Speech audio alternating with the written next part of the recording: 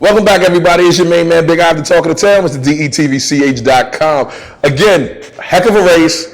A lot of people running, but today I have the privilege, the honor, and to share time and space with my main man, Ciro Poppiti. Ciro, what's going on, bro? How's everything, man? Everything's great. This is a bucket list. I can scratch it off. I'm on a couch with Big Eye. All right? No pun intended. Ciro, okay. Yes, sir. First off, man, who the heck is Ciro Poppiti, man? You tell me. I can break it down in 3 adjectives. All right, go.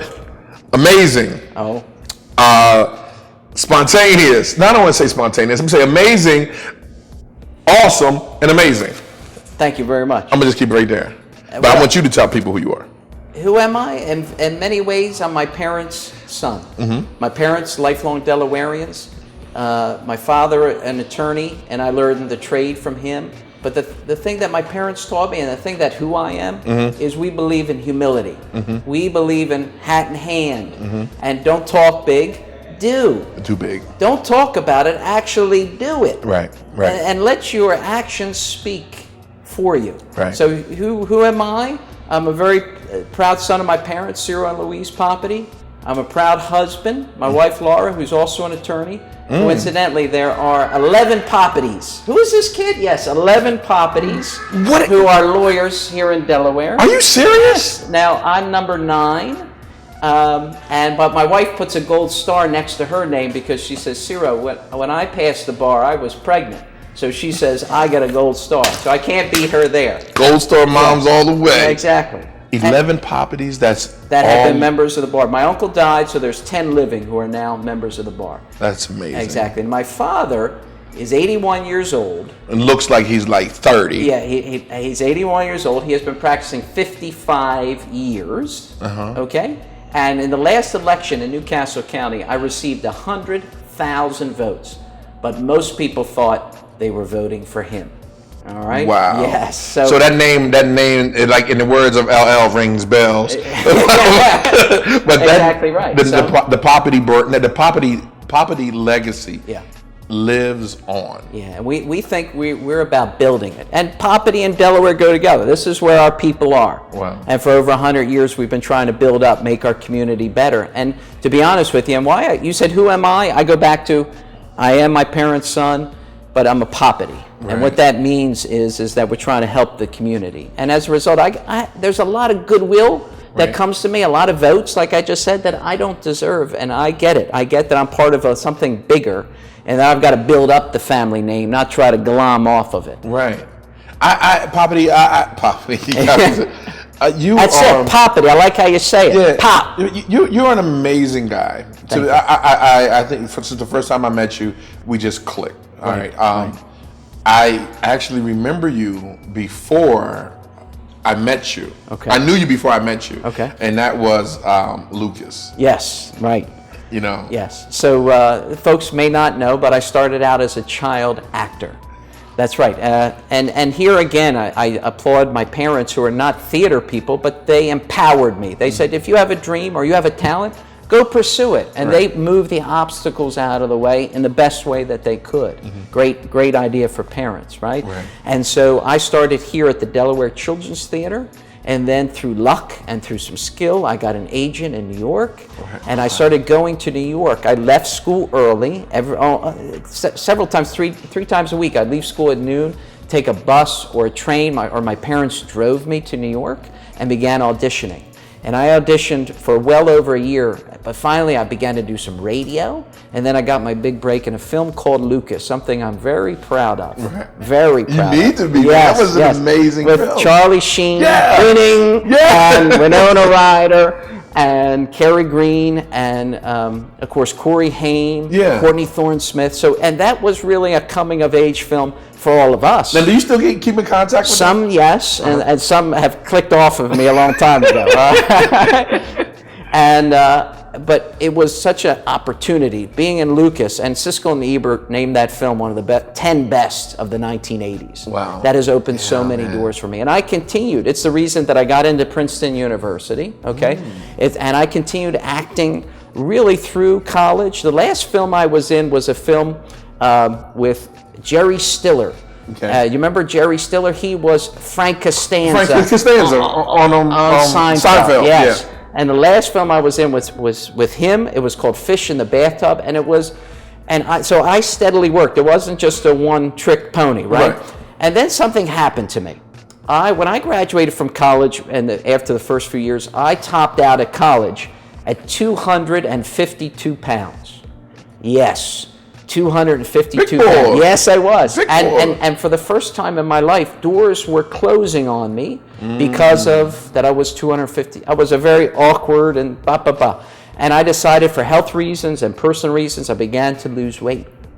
And when I lost weight, I remember I had a contract with MTV. If you remember in the 90s, MTV was big, after school and everything. Yeah.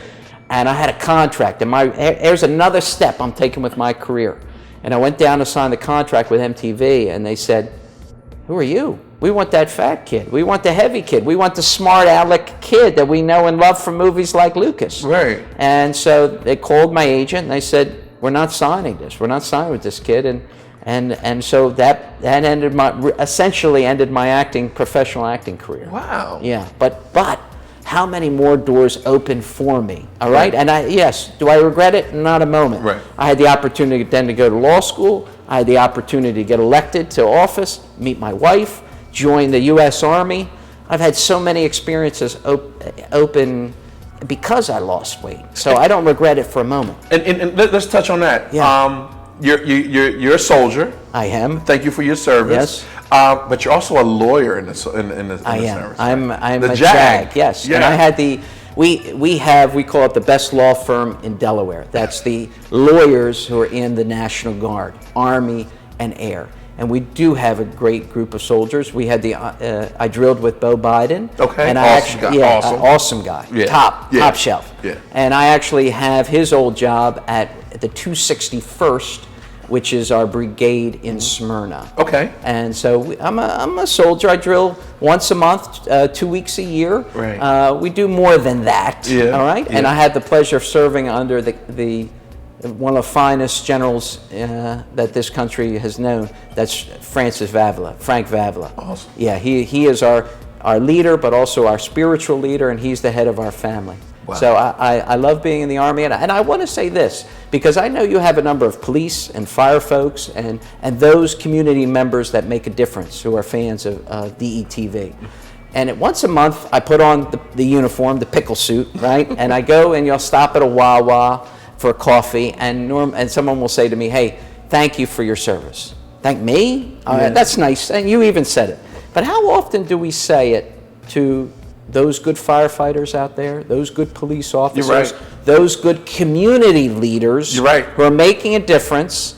How often do we say thank you for their service? So from Ciro Poppiti and the Poppiti clan to those making a difference in our community, thank you for your service. I'm doing my little part, okay? Yeah. And I appreciate your big part. Yeah, you're absolutely right, and we have that DETV one. We're going to piggyback and say thank you also. It's a tough job out there, and for you to sacrifice your time, your energy, and to keep us safe, we definitely like to say thank you as well. And those that are doing the right thing, Yeah. they need to be affirmed. You're right. And they need to know that we have their back. Yeah. Because they are doing the right thing. You're right. You're right. Right? You're right. I can't say anything else, but you're absolutely right. I like this. You know why? Because you're getting into who I am beyond running for lieutenant governor. Yeah. Because and I say this hand in hand, I'm a real person. I have a life outside of this ivory tower we call political life. I think and I know people don't see that. You know, they hear me saying seniors, and they hear me. I'm for pardon reform, and I'm for giving people a chance, and I am for all that. Yeah. But if you hear why people are convalescing or getting around my campaign, it's because I'm a real person. I've been here for a while. I come from a lot of different communities. You hit on it, the arts community. Yes, my service, being a lawyer, I've been involved in the community. That's big. And people are going to be surprised at how well I do. Ciro got these many votes. Yes. Ciro from Sally's. Yeah, right. Ciro from Sally's. That Lucas kid. Yes, because it's more than just a resume, and it's more than just running on a campaign. Right. The past 3 months in a glossy ad and a commercial. Mm-hmm. You know what it's about? It's who are you? What have you meant to this community? Yeah. That's the Delaware way. Yeah. So let's talk about. You said seniors. Yeah, seniors. And we can also talk about something big that happened in my life this week with the NAACP. Let's start there. All right, great. What happened this last week? So through the campaign, and just take a step back, I'm the Register of Wills, which means I help people when someone dies in their family. Mm-hmm. And so what I have done as the Register of Wills is really champion free clinics, free legal clinics, where you can meet with a lawyer for free to help with a power of attorney or a healthcare directive or a will. And the Bar Association does a great job, and we've been part of that. And I took the idea, talking with our leadership, because they came to me saying, and especially in Wilmington, saying, Ciro, we have so many people who have cleaned up their life after they did the wrong thing. Right. And they can't get the shadow off of them, because when they go to a job, now they've lived a clean life for 5 years, 10 years, but when they go to the job and they check that criminal record, that misdemeanor from 10 years, a harassment, a bouncing a check from 10 years ago is stopping folks from getting a job. Yeah. How can you help us as lieutenant governor? And I said, what? I don't need to be elected lieutenant governor to help you right now. So I began running free legal clinics here in the city of Wilmington, where folks who have been doing the right thing for years now get free legal advice on how to get their record erased, expunged, cleaned up. And it was a powerful moment for me. I learned something. You know why? Because I want to tell you something. When I originally ran the first clinic, I thought, these folks are nice and they're doing well, but I won't be able to help them. They're all hardened criminals. They're kidding themselves that we can get their records cleaned up. And then, boom, I became empowered. I had this clinic to empower them. I became empowered. You know why? The first person I met with, she had a misdemeanor from 10 years ago. One dumb mistake. And now she got married, she's cleaned up her life, she has children, she wants to come back into the workforce. Mm-hmm. First of all, she didn't know she could vote. We got her registered to vote. Secondly, she didn't know that she could, in fact, get her record pardoned and cleaned up and expunged. Right. And so I learned something. Here's the first case that I took. Right. I'm going to help you. Right. And so it wasn't just empowering folks to clean up their record, it was empowered me as a lawyer. And I brought a lot of lawyers with me, some of the best on the bar, some of the best at the bar. And both sides were empowered. Mm-hmm. And so what happened, that's a long way to get to the point, which is this week, the NAACP, while they don't endorse any candidate, let's be frank, they invited me down to Washington, D.C., to brief them on the good work that I'm doing here, and they want to know how can we join the train? How can we become a partner in what you're doing? And so that was such an affirmation to me, because I'm not even the lieutenant governor. I'm running for the position, yet doing something positive. The NAACP reached out to me from Washington. The big boys, the big ladies, asked me to come down and says, hey, Poppiti, we want to be involved with what you're doing. Kid from Sally's. Yes, a kid from Sally's. Lucas. Yeah, I walked over. Were you in Lucas? Come on down, help us out. Exactly. That is amazing. That is amazing. And so we have been talking about some reforms, because the Board of Pardons, the group that helps you get that record erased and expunged, they meet only in Dover. So if you're in Wilmington, how are you going to get to Dover? How are you even going to know about it? Right? And if you apply now to get your record cleaned up, it's going to be well over a year before you. If you need a job now, can you wait a year? Can't wait. So if you've been doing the right thing, shouldn't government empower you? Aren't we interested in rewarding those who are why do the right thing if you're just stuck with the shadow? See, you know what the thing about you, Ciro, and I'm going to keep it cut and dry with you, right?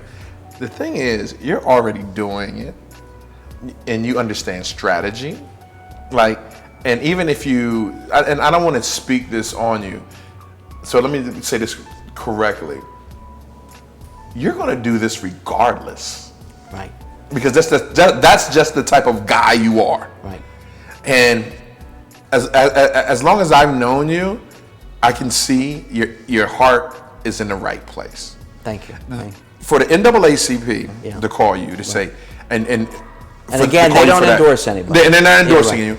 And also to see what you're doing with the Senior Bill of Rights, and also see what you're doing with the pardon for calling your friends, Right, which right. are lawyers, and to say, hey, we have to help these guys And ladies. and ladies continue their life. They're trying to start over. We have to get them pardoned. That is crazy. That is like straight bananas. So, but it goes to our philosophy. You asked me, who am I? Right? When I started, and so here's my philosophy. Give me a place to stand, Right. and I can move the world. That's who I I am. don't want to continue this interview. he done wrapped it up. Wow. Say it again. Give me a place to stand, and I can move the world. That has been true since human beings have been on the earth. Wow. That's sick. All right? Now, can we do it together, gang? Yeah. Forget politics. Forget an election. Can we build this community together? We're going to do it? Let's pledge to each other to start now. Give you a place to stand listening to this program, and you can change the world too. That's what we're about. Wow. What's St. Francis' life? St. Francis. All right, St. Francis' life. So I have something, and you mentioned it's called the Seniors' Bill of Rights, okay? Because I'm interested in empowering seniors, and by empowering seniors, enabling them, for example, to stay in their homes so if they don't want to go to assisted living or they don't want to go to a nursing home, they don't have to. It's a key because it provides them quality of life. You know, I'm talking about your mom and dad, right? Then it provides mom and dad quality of life, but at the same time, it does something magical. It cuts the cost to the state. The cost of a nursing home bed goes from $8,000 to $10,000 a month. With my program, I'm going to get to it now, St. Francis Life, it comes down to about $5,500. So if we empower seniors, guess what we do? We bring the cost to the state, to us taxpayers, down. Isn't that an incredible idea? Yeah, man. Less cost doesn't have to mean less service. And then what happens is this. With those savings, guess what we can do with it? We can reinvest it in DETV, so small mom and pop entrepreneurs can grow, so we can better educate our kids or pave a road out there. You see, we have to get a hold of the cost of aging. So what St. Francis Life does is one example of how we can do it. St. Francis Life is a center here in Wilmington. Instead of mom and dad going to a nursing home, we pick them up every day. They stay in their home. We bring them down to our center on the riverfront. They get fed, they see a doctor, nurse. If they want to go to Christiana Mall, we'll drive them to Christiana Mall. They want to go across the street and see the Blue Rocks, we'll go across the street and see the Blue Rocks. Right. Quality of life, and guess what? They get to stay at home in their bed. Our generation knows mom and dad are safe, and so our lives aren't disrupted as the caregivers. And then bottom line, everybody has quality of life. The costs to the state come down. So there's money left in the budget to help entrepreneurs, to help in terms of reforming the criminal justice system, to help with education. Win, win, win across the board. Now, if we don't start moving in the right direction in terms of empowering seniors, building more options for them, there's nothing going to be left in the budget. The costs of aging are skyrocketing. So we need to start with the seniors. Yeah. And starting with that will help us work back. The biggest hole in the budget right now is the costs of aging. We fill that hole, suddenly there will be money on the table for everything else we want to do. See, I'm strategy. Go to the biggest issue, tackle that, then suddenly it's a win-win across the board for everything else you want to do. Can you win? Can I win? I've already won. Because it's more than just election. Why are you laughing? No, because why are you laughing?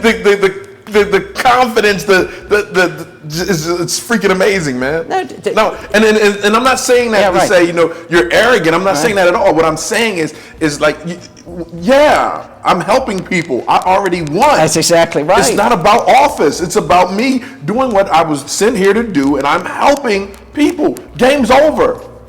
The NAACP had me down at the Washington office this week to thank me for what I'm doing. That's bigger than any victory I can have. Poppiti? Yes. From Silas? Yes. From Lucas? Yeah, exactly right. What's going on, everybody? Look, we got to cut this short. This is not even short. I love talking to Ciro, but if you want to hear more about Ciro and what he's doing or see what he's doing, tell the people where they can find you, Ciro. Ciro for Delaware. Very complicated. CiroForDelaware.com, CIRO for Delaware. Thank you. Bucket list completed. Oops. We've done it. And we're going to do it again. Yes. Maybe from the Lieutenant Governor's office. I'm going to hold you to that. All right. All right. It's your main man. Check us out, DETVCH.com. We're here live and direct, positive news. Remember, it's your turn to meet the candidate. If you like the message that you heard, feel free to give me a thumbs up and subscribe to my page right here so I can continue giving you more and more positive things that keep you going throughout the day, throughout the week, and throughout your life. It is your main man, Big Ive, the talk of the town. Live life, be happy, meditate, and thank you for your time and space.